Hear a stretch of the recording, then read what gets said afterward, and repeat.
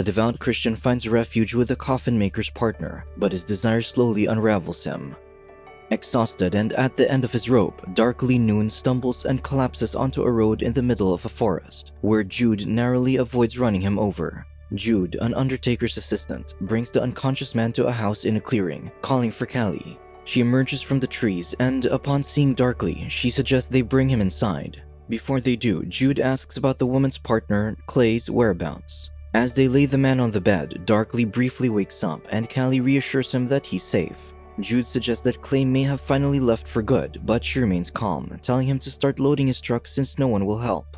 After loading the last coffin, Callie assures the undertaker's assistant that her guest will quickly recover. She also asserts Clay's love for her and his eventual return. Jude agrees and presents the tool Clay had ordered, which she instructs him to stow in the barn.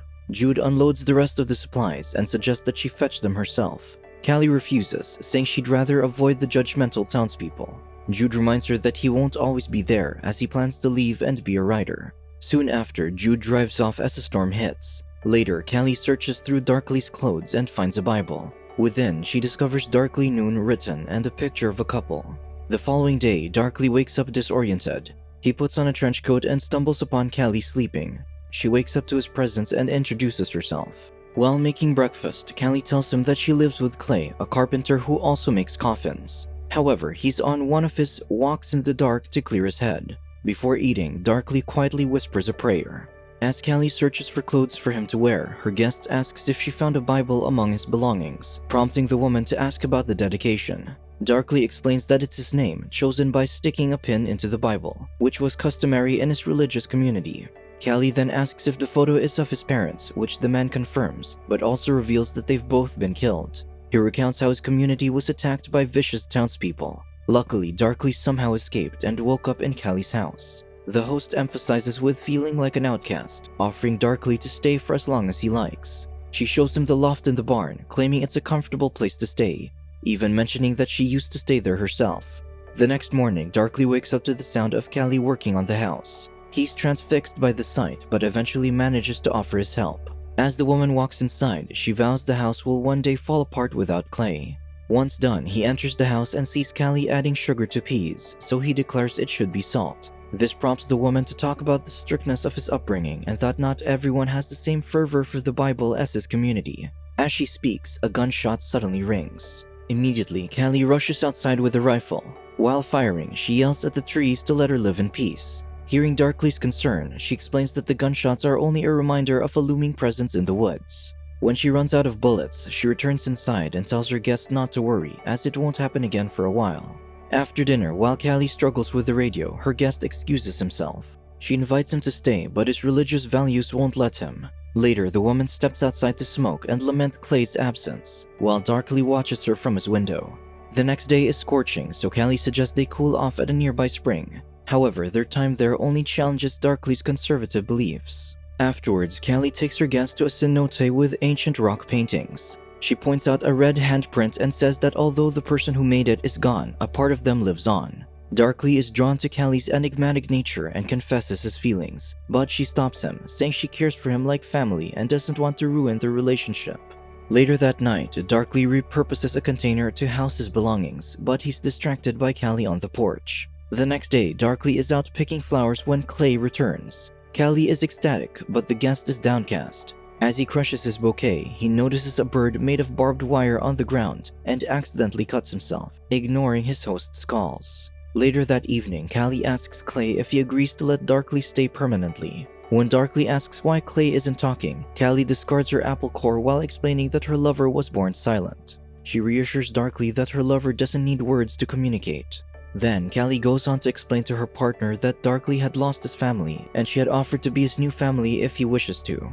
The carpenter signals his approval, and his lover eagerly shows her appreciation. Curious, Darkly remarks that the couple doesn't have wedding rings, prompting the woman to clarify that they aren't married. She soon bids Darkly goodnight, and the guest takes her discarded apple core, adding it to his collection. As he goes to bed, he finds himself torn between his religious beliefs and jealousy. The following day, Darkly takes on the role of Clay's wood carpentry apprentice. Throughout their work, the jealous man asks questions about the carpenter's love life with Callie, eventually annoying Clay. As night falls, Darkly fervently prays for guidance, seeking help from his parents. On the 7th day of Darkly's stay, Clay tries to bond with him by teaching him tricks. But just as his apprentice expresses frustration, guests arrive. Jude and Quincy, the town undertaker, show up to place an order for coffins. They're welcomed warmly and Callie introduces Darkly, informing Jude that the person he saved has fully recovered. Quincy then introduces himself to Darkly before moving to the porch to escape the heat. Meanwhile, the Undertaker's assistant tries to start a conversation, but Darkly's too preoccupied staring at Callie. Concerned, Jude invites him for a talk. By a cliff, Jude tells him that he understands Darkly's feelings towards Callie, knowing her effect on men. However, he warns that the couple have been inseparable from the moment they met. As the person who brought Darkly to Callie's home, Jude feels responsible for his actions. Therefore, he advises the carpenter's apprentice to respect Callie and Clay's relationship. When Darkly vehemently denies any feelings for Callie, Jude diplomatically apologizes. Still, he urges the man he saved to remember his words, even if they're wrong. The Undertaker's assistant changes the topic and shows Darkly a fossilized dinosaur dropping, which is the first time Darkly laughs and they quickly become friends. As Quincy and his assistant's visit comes to an end, Jude promises to visit again. That night, in an attempt to escape his confusing feelings for Callie, Darkly takes a stroll. The next morning, Darkly wakes up in the woods to a peculiar sight, a giant silver shoe floating down a river, watching it until it's out of sight. On his way back home, he runs into a hunter named Roxy and her dog. The hunter guesses that he slept in the woods and shares her thoughts, saying that people always end up disappointing and leaving you, but the forest is generous and timeless. As they continue walking, Darkly remarks that the forest is indeed beautiful, but Roxy disagrees, telling him that the forest hides a vicious monster that feeds on beautiful young men like him.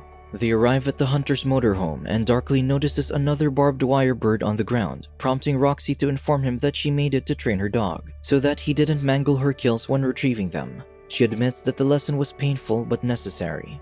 The hunter invites Darkly inside, offering him coffee. When he declines, she asks if he's going back to Callie, the witch. Taken aback, Darkly asks why she'd call her that. Roxy dryly replies that the alluring woman is a witch, and that him sleeping in the forest means he already knows why. Later, as the apprentice works on painting a crib red, he reflects on his conversation with Callie about Roxy. Callie had called the hunter crazy and advised Darkly to avoid her. However, she also told him that Roxy had her reasons for hating her, though she didn't want to talk about it. That night, remembering the hunter's sentiment of learning through pain, Darkly finds penitence as he squeezes the barbed wire bird in his hands, injuring himself. On Darkly's 9th day of stay, Callie bandages the injured man's hands and warns him to be careful with his wounds as they can quickly turn into poison. He abruptly leaves and heads into the forest. However, Callie assures her lover that Darkly will come back soon. Despite her words, Darkly returns to Roxy's motorhome. There, the hunter shows him her family photo, telling him she used to live in Callie's house with her husband, Jake, and son. However, it all ended when Jake found Callie injured in the forest. She accused Callie of tempting her husband until he lost control. Roxy claims that the alluring woman stopped Jake's heart. Darkly remarks that it takes a witch to do that, and Roxy concurs. She continues that ending Jake's life wasn't enough because the witch then put a spell on her silent son, Clay. Roxy maintains Clay's innocence, but she believes that he'll never be happy because Callie is barren. They both agree that her condition was a curse from God. Finding comfort in Darkly, the hunter confesses to shooting at the house to remind Callie that she's still waiting patiently for her divine punishment. After dinner, Darkly is cleaning up as he recalls Callie's earlier words. Previously, she revealed that Jake was ruthless and he died forcing himself on her. Roxy used this to turn the town against her by accusing Callie of stopping her husband's heart and enchanting her son to cast Roxy out of their house. Callie asserted her innocence and maintained that they can make their new family work together. As Clay manages to get a song playing on the radio, he invites his lover to dance. Uncomfortable, Darkly retreats to the barn. While the couple continues to dance, the apprentice finds a roll of barbed wire and wraps it around himself as penance. The next day, while working, Clay expresses concern for Darkly's well-being, but the apprentice dismisses it as pain in his heart for his lost parents. That night, the sorrowful man refuses to eat dinner, which worries Callie. After the dejected man walks out, the woman follows him outside and asks if there's anything she can do to help. He responds that he just needs time to sort out his personal issues. When Callie approaches, his dark gaze scares her, prompting her to mention that Clay is very protective. Darkly demands for her to clarify, and Clay comes out. Callie assures him that everything is fine, avoiding an altercation. She bids Darkly goodnight and goes back inside. Meanwhile, Darkly storms off into the forest in a foul mood. The following day, he wakes up covered by ants and makes his way to Roxy's place. There, he finds Roxy distraught, mourning the death of her dog and laments that now she has nothing to live for. The apprentice helps Roxy prepare a funeral for her beloved pet. Later, they come across the same giant silver shoe and use it as a funeral pyre for the dog. As the man stares into the flames, he starts to unravel, and soon he wanders the forest hallucinating. He recoils in fear as his parents instruct him that he has to execute the Lord's work. Deranged, he runs back home, yelling Kelly's name. The couple run out, and when Darkly approaches her, the carpenter pushes him away and gets between them. The apprentice starts getting aggressive, causing Clay to hit him in defense. During the scuffle, Darkly's clothes tear, revealing the barbed wire wrapped around him. Horrified by the sight, Callie banishes him from their home. After Darkly retrieves his container, he declares that it's time for his own walk in the dark before heading to the cenote. Later, Jude visits the couple and learns that his friend has left. The assistant insists that his friend wouldn't just disappear, especially since he has nowhere to go. Clay's frustration prompts Callie to urge him to go back to work. The carpenter picks up his rifle, but his lover persuades him to leave it with her. Once the carpenter is gone, Callie confesses that she didn't want Clay to know where Darkly is. She also questions whether she's responsible for Darkly's behavior. Jude ignores her questions and instead focuses on finding his friend. Soon, the assistant finds Darkly at the cenote, cradling his container. He reminds the apprentice of his desire to leave the forest and tells him that he plans to depart the following night. When Jude urges him to leave, his friend adamantly refuses. Instead, the apprentice suggests that Jude fetch him tomorrow night. The assistant agrees and tells Darkly to wait until he returns. Meanwhile, overcome with loneliness, Roxy decides to end her life. The next day, Darkly wakes up in a panic and rushes to Roxy's motorhome, only to find her lifeless body. He's once again consumed by hallucinations, this time conversing with his decaying parents. They tell him about Roxy's family and the witch that destroyed it, insisting that Darkly was placed in the forest for a purpose. The son tries to reason with his parents, but they dismiss Callie's words as lies, accusing her of enchanting him.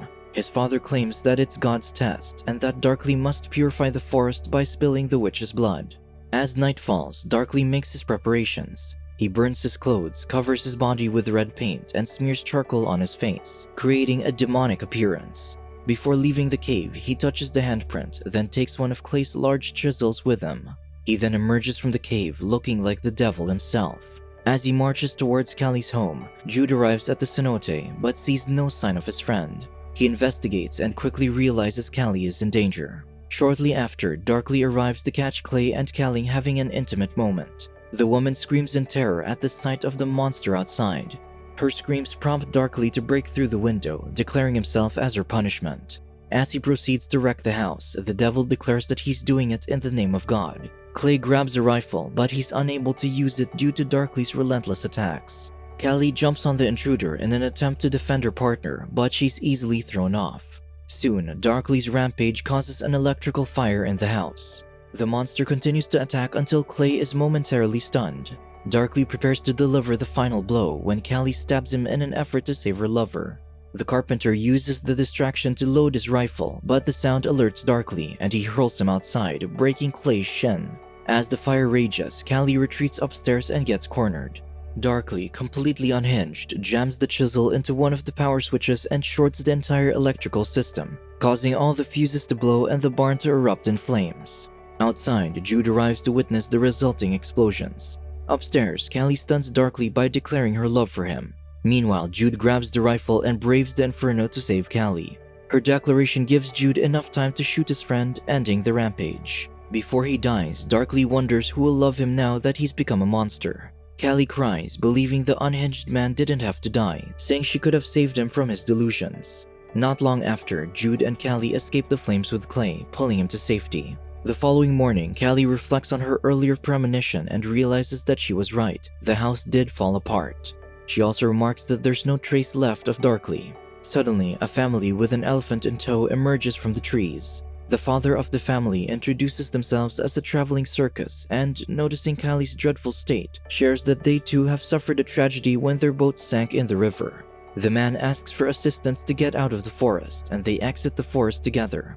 The man's son offers Callie a small token of gratitude, a small model of the giant silver shoe that used to be part of their circus. As they make their way out of the forest, Callie is unaware that she was right about something else. Darkly's wounds have quickly turned to poison in a figurative sense. Subscribe to watch more videos like this, turn on notifications and leave a like to help the channel out. Thank you for watching.